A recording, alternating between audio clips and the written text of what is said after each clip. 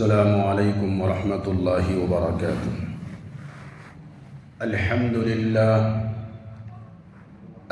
للہ وحدہ والصلاة والسلام على من لا نبی بعدہ، نشہد ان لا الہ الا اللہ وحدہ لا شریک لہ، لا مشیر لہ ولا وزیر لہ، لا مثل له ولا مثال له ولا مثيل له، لا والد له ولا ولد له، ولا أول له ولا آخر له، ونشهد أن سيدنا وسندنا وشفيعنا وحبيبنا وطبيبنا وطبيب قلوبنا طبيب أرواحنا طبيب أجسادنا، مرشدنا مخدومنا قائدنا قدوتنا، أعلانا أولانا مولانا محمدا عبده ورسوله، صلى الله عليه وعلى آله وأصحابه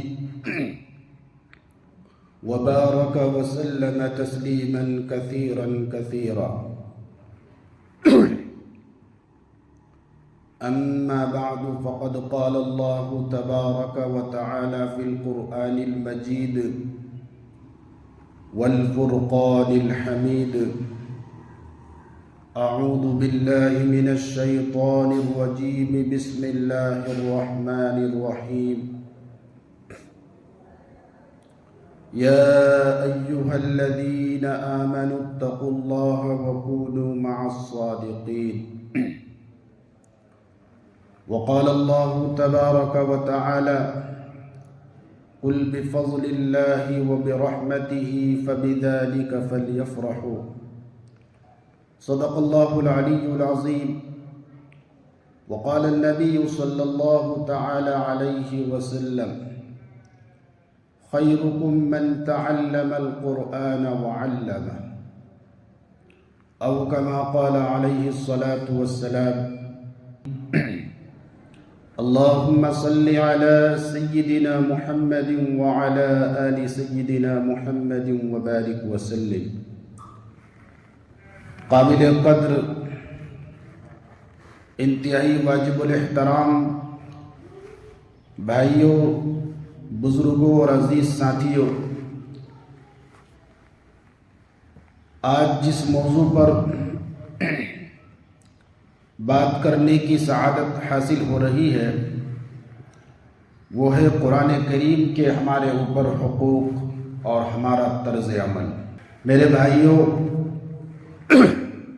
اللہ تبارک و تعالی نے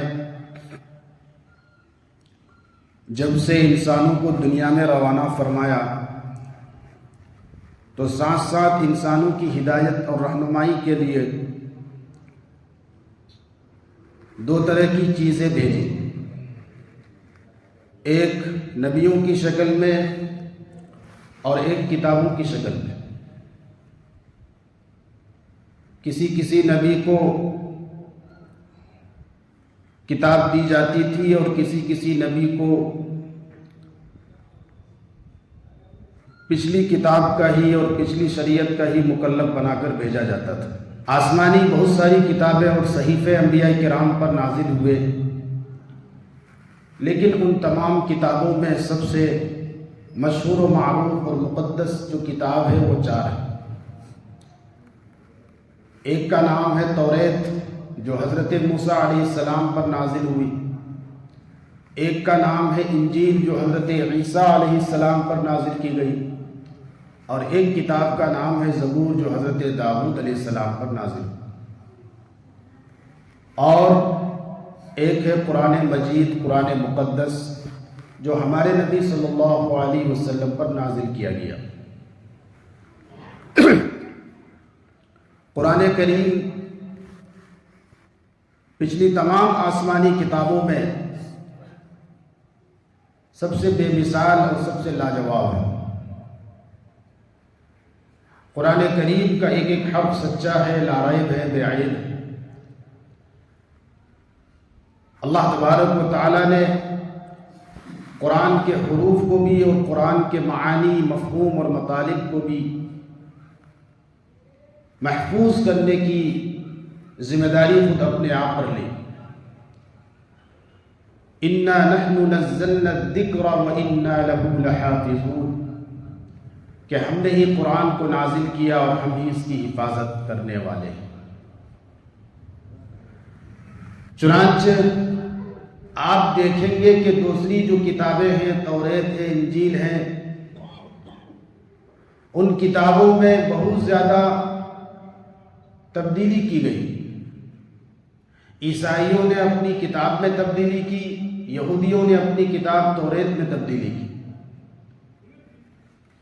جو احکامات ان کے خواہش کے مطابق ہوتے تھے، جو آسان ہوتے تھے،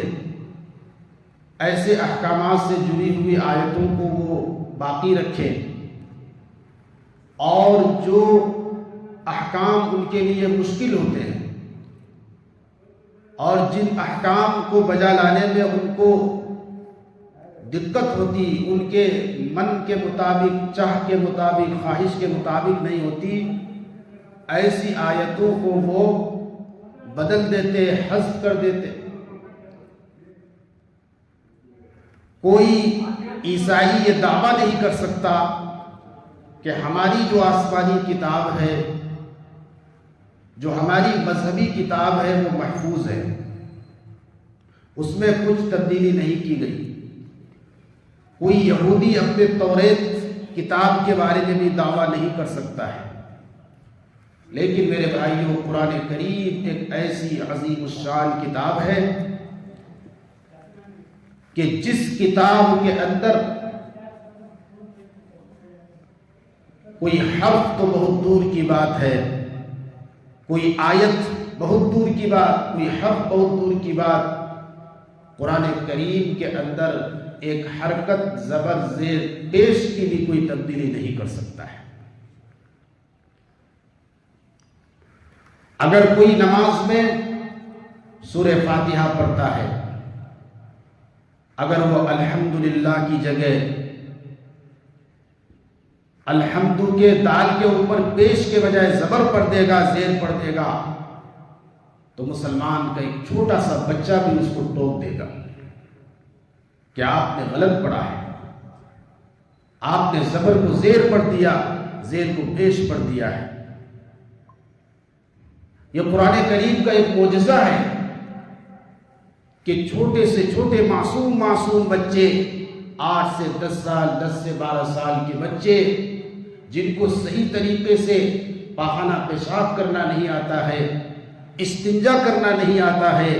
ایسے معصوم اور بھولے بھالے بچے بھی اپنے سینوں کے اندر اس قرآن کریم کو محفوظ کیے ہوئے ہیں۔ دنیا کی کسی بھی مذہبی کتاب کے بارے میں ایک مثال بھی کوئی نہیں دکھا سکتا کہ کوئی 10-12 سال کا بچہ اس پوری کتاب کو اپنے سینے میں محفوظ کر رکھا ہو یا یاد کر رکھا ہو۔ لیکن قرآن کریم کی یہ معجزہ ہے، یہ زندہ جاوید معجزہ ہے کہ قرآن کا حافظ اور قرآن کریم کو اپنے سینوں میں لے کر چلنے والا، پھرنے والا، ایک نہیں، 100 نہیں، ہزاروں نہیں، لاکھوں کروڑوں کی تعداد میں آپ کو مل جائے گی،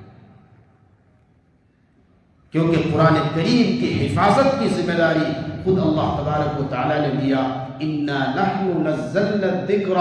ہم نے ہی اس قرآن کو نازل کیا ہے، وَإِنَّا لَهُ لَحَافِظُونَ اور ہم ہی اس کی حفاظت کریں گے۔ جب سے قرآن نازل ہوا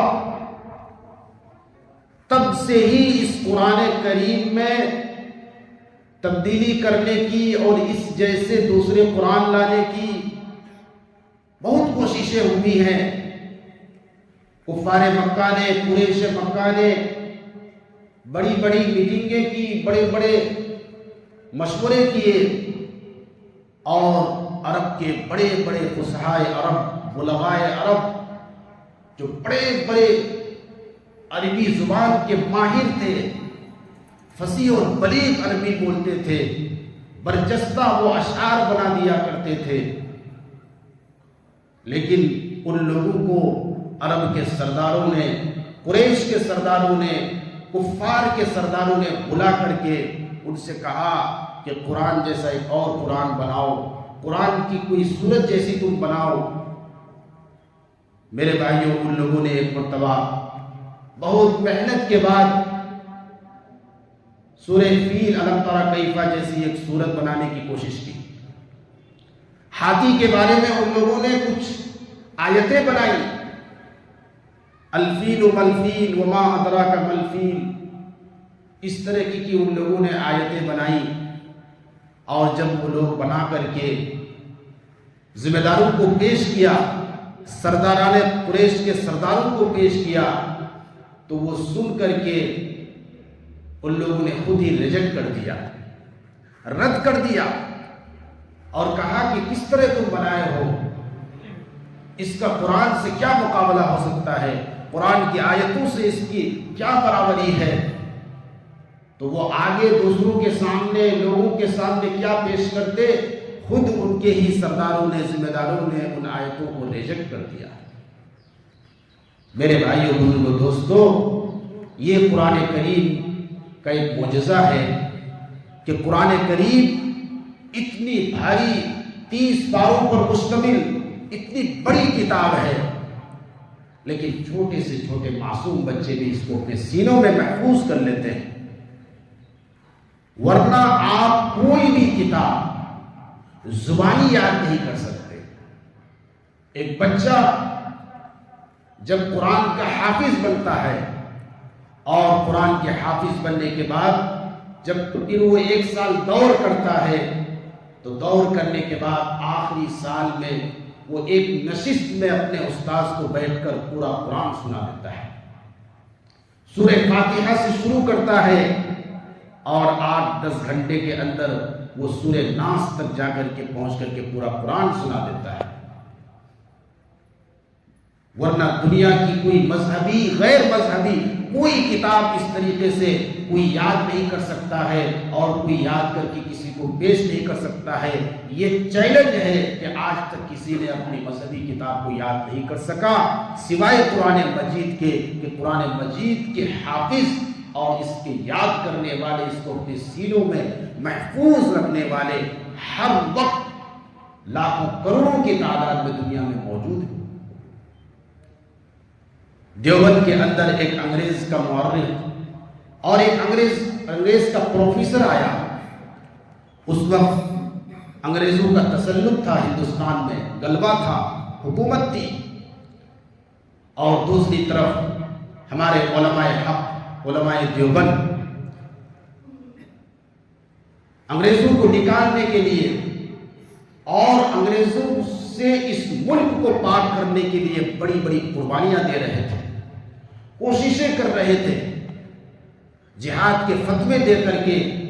لوگوں کو تیار کر رہے تھے۔ ایسے وقت میں ان لوگوں نے قرآن کریم کے بہت سارے نسخوں کو جلایا تھا، لاکھوں کی تعداد میں قرآن کے نسخوں کو جلایا تھا۔ مقصد یہ تھا کہ جب قرآن کو ہم ختم کر دیں گے، قرآن کے نسخوں کو ہم جلا دیں گے، تو پھر کوئی عالم، کوئی ملا، کوئی قرآن کا جاننے والا، کوئی قرآن کا حافظ موجود نہیں رہے گا، تو پھر ہمارے خلاف کوئی بغاوت کرنے والا اور ہماری مخالفت کرنے والا کوئی نہیں رہے گا۔ اس مقصد کے تحت ان لوگوں نے ہزاروں لاکھوں کی تعداد میں قرآن کے نسخوں کو جلانا شروع کیا۔ مسلمانوں کے گھر گھر میں گھس کر کے،